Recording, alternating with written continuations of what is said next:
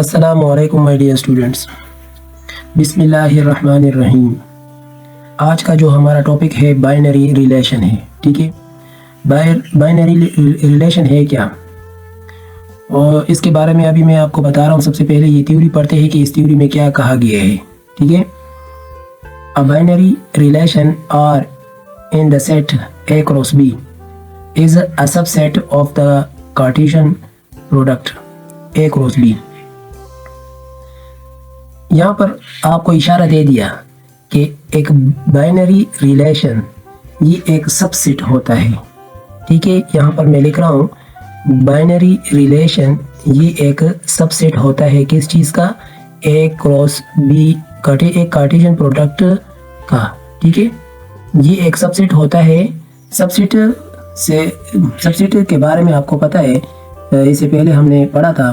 ठीक है, for example आपको एक ए सेट गिवन था इससे पहले कि ए बी सी। ठीक है, और इस तरह बी सेट था ए बी। अब यहाँ पर ये बी सेट के सारे एलिमेंट्स इसमें मौजूद है ना, तो इसको हम कहते थे कि बी सबसेट ए। ठीक है, सेट ए मतलब बी के सारे मटेरियल अब इस ए में मौजूद है। अब इसी तरह जब एक रिलेशन के सारे ऑर्डर पेयर्स वो ए क्रॉस बी प्रोडक्ट मतलब कार्टेशियन प्रोडक्ट में मौजूद हो तो उसको हम बाइनरी रिलेशन कहते हैं। ठीक है, यहाँ पर देखिए, दोबारा पढ़े, binary relation are in the set, ये एक set in the set A cross B. ठीक है, A cross B is a subset, ये एक सबसेट होता है in the set A cross B. ठीक है, of the cartesian product A cross B. ठीक है, symbolically R is the relation in a set, ये एक रिलेशन है A cross B if and only if. देखिए, मैंने अभी आपको एक्सप्लेन कर दिया यहाँ पर R subset A cross B. If R is relation from A to B then, अगर ये इस तरह हो, आर एक रिलेशन हो ए क्रॉस बी का सबसेट हो। ठीक है, आर सबसेट हो ए क्रॉस बी का, तो हम इसको इस तरह लिख सकते हैं। इधर देखें, R equal to A comma B, A comma B ये एक ऑर्डर पेयर है। ठीक है, ए कोमा बी ये एक ऑर्डर पेयर है।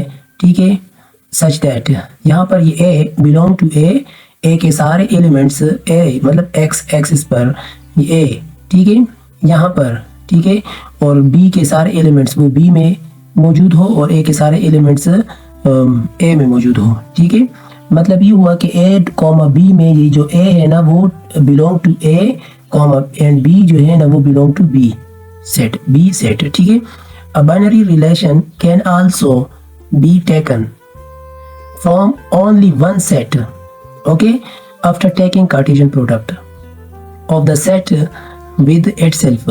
For example from A cross B और ए क्रॉस ए, अगर इस तरह हो।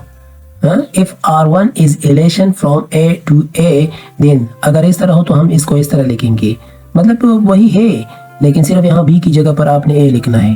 देखिए, A comma B such that A belong to A comma B belong to A।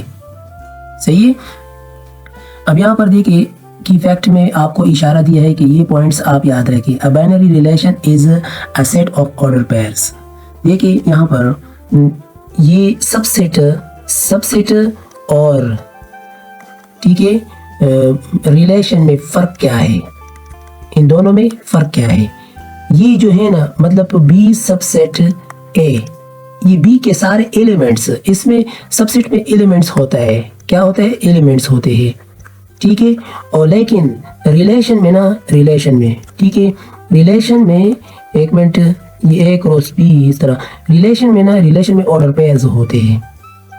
ठीक है, ऑर्डर पेयर्स।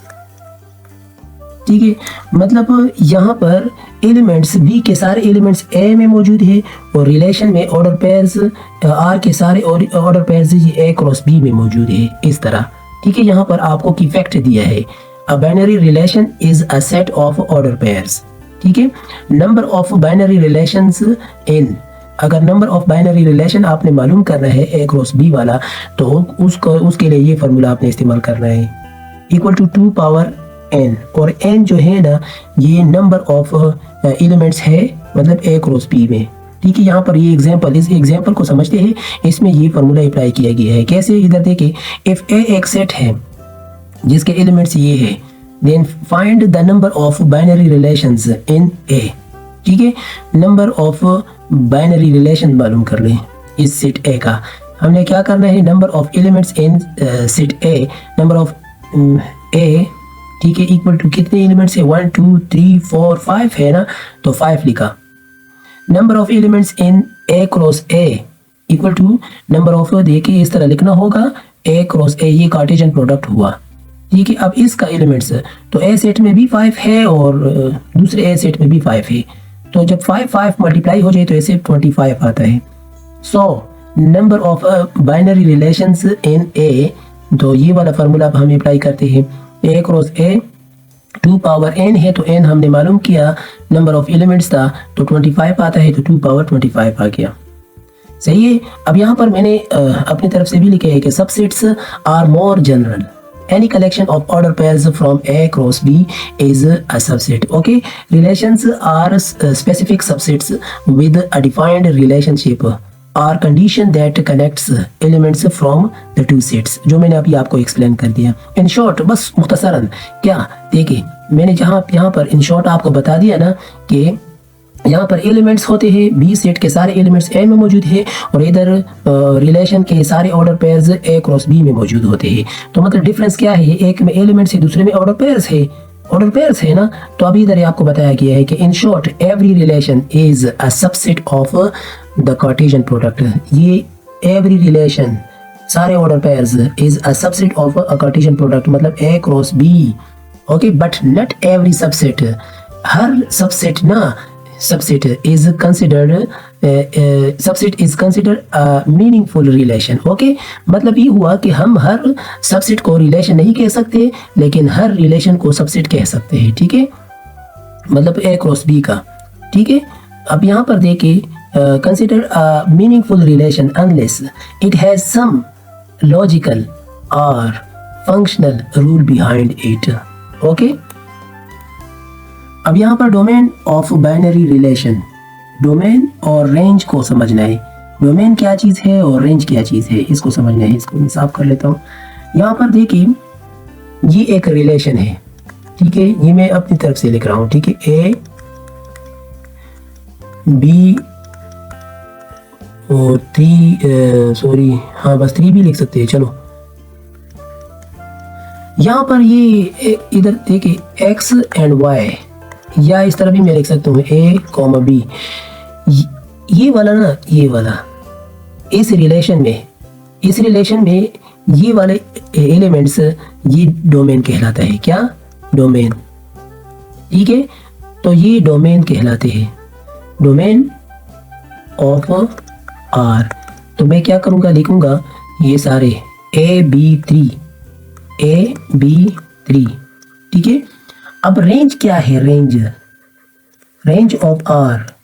तो रेंज, ये वाले मटेरियल, ये तो डोमेन हुए ना, ये तो डोमेन हुए, और ये जो है ना, ये रेंज कहलाते हैं। ठीक है, अब ये मैं लिखूंगा क्या है, 1 2 C है, सॉरी C। ठीक है, तो ये रेंज कहलाते हैं। तो ये आप याद रखें। सही है। तो यहाँ पर भी आपको बताया कि ये domain of binary relation, set of all the first element. देखिए फर्स्ट एलिमेंट AB3। ठीक है, ऑफ ऑर्डर पेयर्स, ये ऑर्डर पेयर्स है ना, 1 2 3 ऑर्डर पेयर्स है। ठीक है, in a binary relation is called domain of that binary relation. In example 18। ठीक है, एग्जांपल 18 नेक्स्ट है, आगे आने वाला है एग्जांपल। ठीक है, डोमेन ऑफ R11 3। एंड यहाँ पर देखिए एग्जांपल, एक मिनट, ये एग्जांपल है, इधर देखिए, यहाँ पर से ये इधर बताया गया है। अच्छा, इधर देखिए, रेंज ऑफ बाइनरी रिलेशन पे भी आप समझ गए। Set of all the second elements of order pairs in a binary relation is called range of that binary relation. Okay, अब इन पे मैं अभी आपको एग्जांपल भी समझाता हूँ। यहाँ पर देखिए, इसको भी समझ ले। यहाँ पर मैंने अपनी तरफ से एग्जांपल दिया है। ठीक है, इसको समझ ले। एग्जाम्पल देखिए, कंसिडर अ रिलेशन, ये एक रिलेशन है, आर डिफाइंड एज आर। इधर देखिए, ये एक रिलेशन है। ठीक है, ये इसके अंदर ऑर्डर पेयर्स है और हर ऑर्डर पेयर के अंदर एलिमेंट्स है 1 2, ये एलिमेंट्स है, लेकिन ये 1 2 ये एक ऑर्डर पेयर हुआ। ठीक है, वेयर ए मतलब 1 2 3 ये ए सेट हुआ, 1 2 3 एंड बी सेट 2 3 4 ये बी सेट है। The domain of R is 1 2 3, जब स्टार्ट वाला है ना फर्स्ट एलिमेंट 1 2 3 ये डोमेन हुआ, all first elements.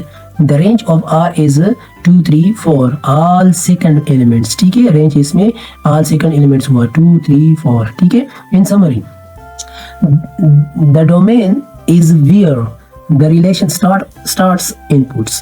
Okay, the range is where the relation ends outputs. समझ आया? अब एग्जाम्पल की तरफ आते ताकि इसको भी आप समझ लें। ठीक है, इधर देखिए ये सारे एग्जाम्पल मैं यहाँ पर इसी वजह से करवा रहा हूँ ताकि आपको ना पेपर में भी आसानी हो, क्योंकि पेपर में अक्सर ये एग्जाम्पल आते हैं। फेडरल बोर्ड वाले पेपर में आपको ये एग्जाम्पल से क्वेश्चंस लाते हैं, ये बहुत इंपॉर्टेंट है। ठीक है, एग्जाम्पल नंबर 18 यहाँ पर भी आपको बताया गया है कि एग्जाम्पल नंबर 18। ठीक है, अब इधर देखिए पी सेट आपको दिया है, इफ पी और क्यों सेट ये है, then find all possible binary relations in P cross Q. सबसे पहले आपने क्या करना है, पी सेट के एलिमेंट्स लिखने हैं। देखिए number of elements in P और फिर नंबर ऑफ एलिमेंट्स इन क्यों, इस तरह लिखना है। देखिए कितने हैं, 1 2 है ना, सही है। अच्छा, ये नंबर को काउंट नहीं करना है, ये यहाँ पर ये जो 2 कॉमा है ना इसको काउंट करना है। इस तरह ना हो कि आप ये 1 को अलग काउंट करो, 2 को अलग काउंट करो, ये एक नंबर हो 1/2, ये फ्रैक्शन में गिवन है। ठीक है, अच्छा इधर देखिए नंबर ऑफ एलिमेंट्स इन क्यों ये 2 है, number of elements in P cross क्यों। अब पी क्रॉस क्यों में एलिमेंट्स कितने हैं, मैं इन दोनों को मल्टीप्लाई करूंगा, इस तरह लिखना होगा। ठीक है, सही है। तो 2 × 2 इसे 4 आता है, तो 2 पावर 4 आया। ठीक है, तो 2 पावर 4 से 16 आते हैं, तो मतलब number of binary relations in P cross क्यों ऐसे 16 आता है। ठीक है, तो मैं रफ्ता रफ्ता लिखता हूँ। सबसे पहले मैं पी क्रॉस क्यों लिखता हूँ, पी क्रॉस क्यों मतलब ये हुआ कि पी और क्यों को आपस में मैंने मल्टीप्लाई किया है, इसका कार्टेशियन प्रोडक्ट मैंने मालूम किया। यहाँ पर ऐसे आंसर जो आया तो वो ये था। अब इसी से मैं अब ये रिलेशंस बना रहा हूँ। ठीक है, 16 रिलेशन बनाऊंगा, 16। ठीक है, तो R1 में सबसे पहले आपने एम्प्टी लिखना होगा। ये एम्प्टी भी एक सबसेट होता है इसका पी क्रॉस क्यों का।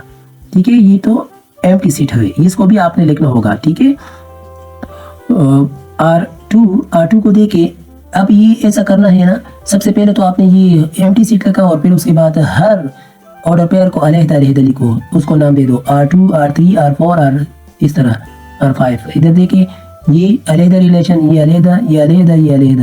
ठीक है, ये अलग रिलेशन हुआ। मैंने लिखा ना सबसे पहले एम्प्टी और फिर एक ऑर्डर को लिया, और अब उसके बाद मैं दो ऑर्डर को लेने जा रहा हूँ। ठीक है, दो ऑर्डर को मतलब ये लिखा और फिर इसके साथ ये तीसरा ले लिया, फिर अब इसके साथ ये चौथा ले लिया ना। अब नेक्स्ट R9 में लिख रहा हूँ। ठीक है, इसकी बारी तो खत्म हो गया, अब इस 2 की बारी है, ये जो सेकंड एलिमेंट है। ठीक है, सेकंड ऑर्डर पेयर है। अब इसके साथ मैंने ये थर्ड लिया, दे के लिया। अब इसके साथ मैंने ये फोर्थ लिया, दे के ले लिया। सही है, अब इस थर्ड की बारी है, थर्ड के साथ ये फोर्थ लिया। ठीक है, अब इसके बाद ना ये तो यहाँ तक तो 2 ऑर्डर पेयर्स मैंने ले लिए ना। अब नेक्स्ट 3 ले रहा हूँ, 1 2 3 ये पहले 3 ले लिए, और फिर अब इसके बाद इसके साथ ये तीसरा ले लिया। ठीक है, देखे ले लिया। सही है, मतलब इसके साथ पहले मैंने ये लिया और ये लिया, यहाँ पर लिखा। अब इन दोनों के साथ मैंने ये फोर्थ लिया लिखा।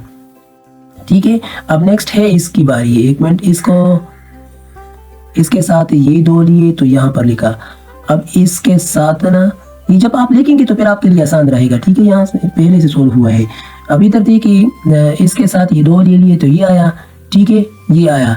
अब ये इसके साथ ये 2 ले लिए तो ये आया। नहीं, इन दोनों के साथ ये फोर्थ वन ले लिया तो यहाँ तक हो गया।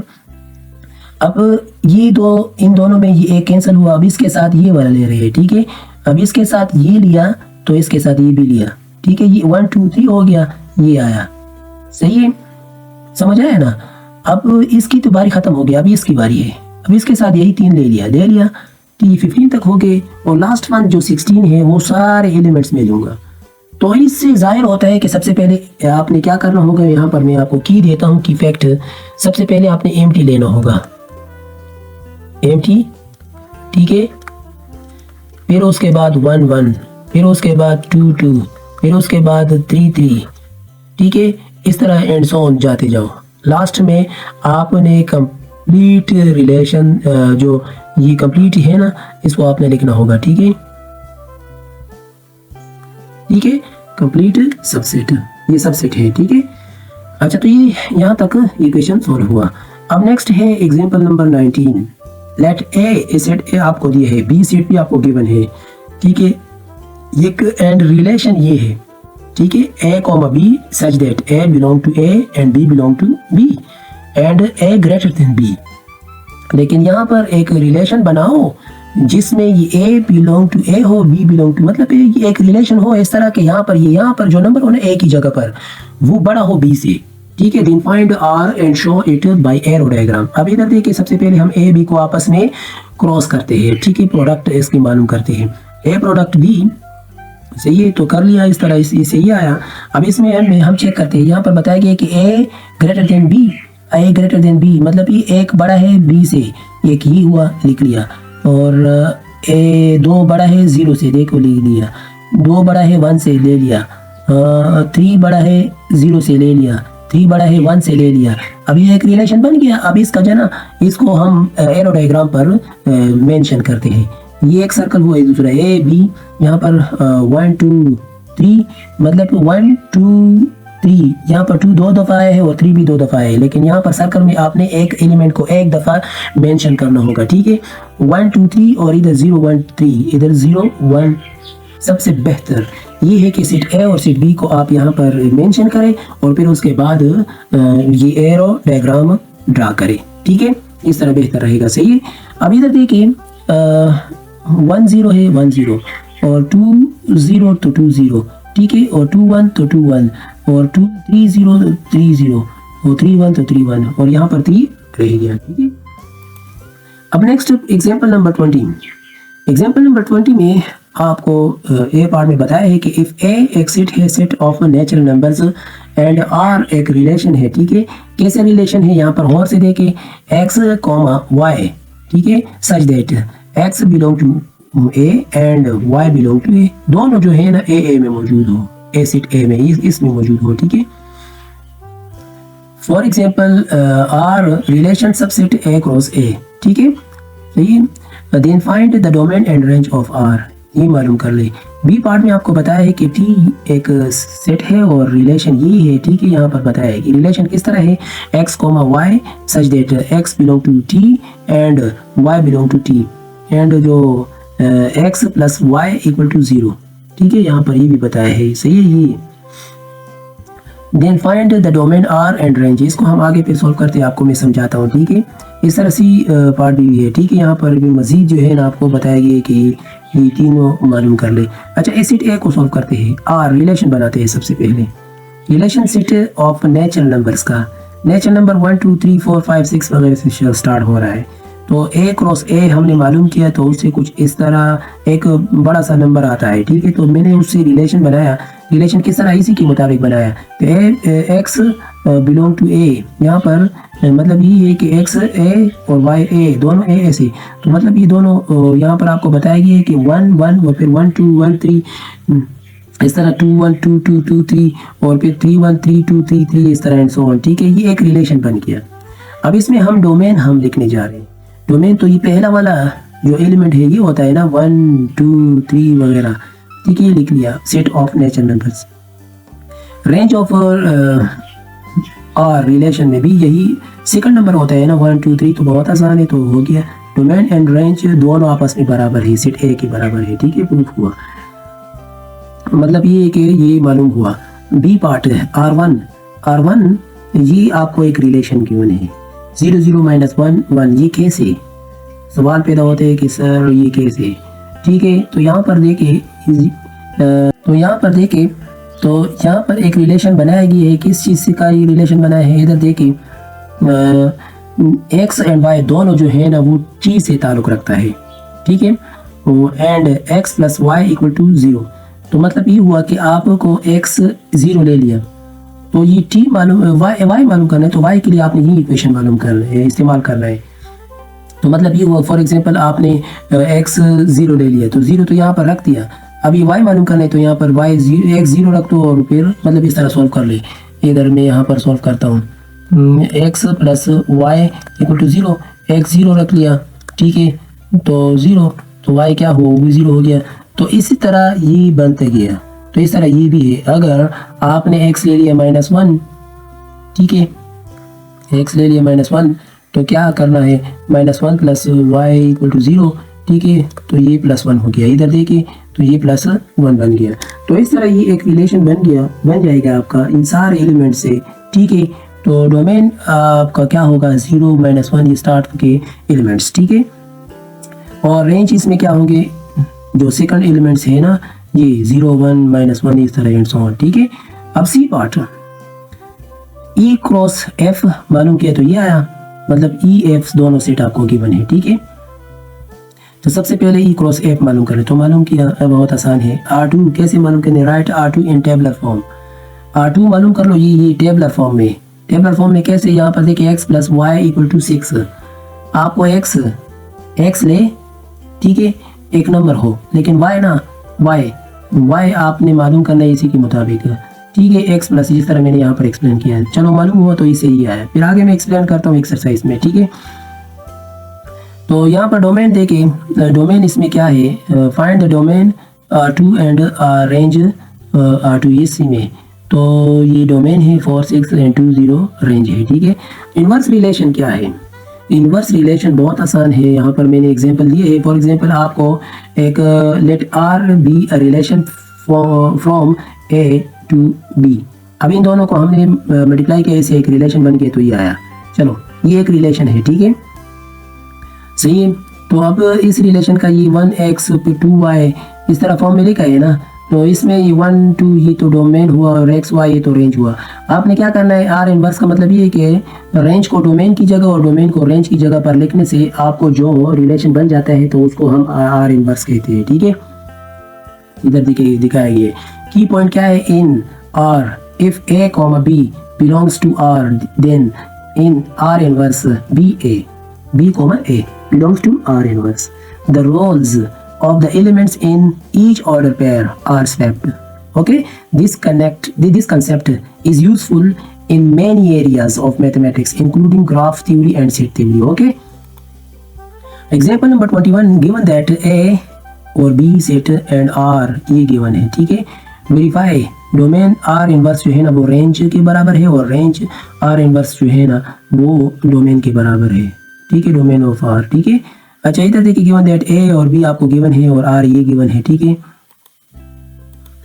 सही है। एंड टेबुलर फॉर्म इज, तो इस तरह ये बनता है, रिलेशन इसका बन गया तो ये बन गया, ठीक है। ये मैंने अभी एक्सप्लेन किया इससे पहले, ठीक है। तो उस मेथड से मतलब आपने क्या करना होगा, x और कॉमा y और फिर x belong to a and y belong to b, लेकिन x square equal to y, मतलब x स्क्वायर ना, x स्क्वायर यहाँ पर x square equal to y के बराबर हो, ठीक है, ये लेना होगा। तो अभी इधर देखिए कैसे 0 0 और 2, मतलब इधर देखिए ये जो y है ना ये x स्क्वायर है 2 2 4 और इधर y है ना ये इस x का स्क्वायर है, मतलब 3 3 9, ठीक है। अब इसका डोमेन ये है और रेंज ये है। अब इसका हम इनवर्स मालूम करते हैं, इसी का इनवर्स मालूम करते हैं, जगह बदल देते हैं, ठीक है। 4 को 2 की जगह, 2 को 4 की जगह, 9 को 3 की जगह, 3 को 9 की जगह लिख लिया। डोमेन ऑफ R इनवर्स देखिए इधर ये लिखे गया और रेंज ये लिखे गया। अब इस which shows that domain of R inverse 0 4 9 range के बराबर है, हाँ है, और रेंज ऑफ R इनवर्स 0 2 3 ये डोमेन के बराबर है, हाँ। इधर की इफेक्ट देखिए, डोमेन ऑफ R इनवर्स ये रेंज के बराबर होगा, ये बात याद रखना होगा, ठीक है, और रेंज ऑफ R इनवर्स ये जो डोमेन के बराबर होगा, ठीक है। ये थे आपके इंपॉर्टेंट पॉइंट्स ऑफ एक्सरसाइज 3.4 के। तो इसको आप खूब स्टडी करिए, इस वीडियो को बार बार देखिएगा, अपना कंसेप्ट क्लियर करें और इंपॉर्टेंट पॉइंट्स को नोट करते जाए, ताकि फिर एक्सरसाइज को समझने में आपको आसानी हो, ठीक है। Thank you.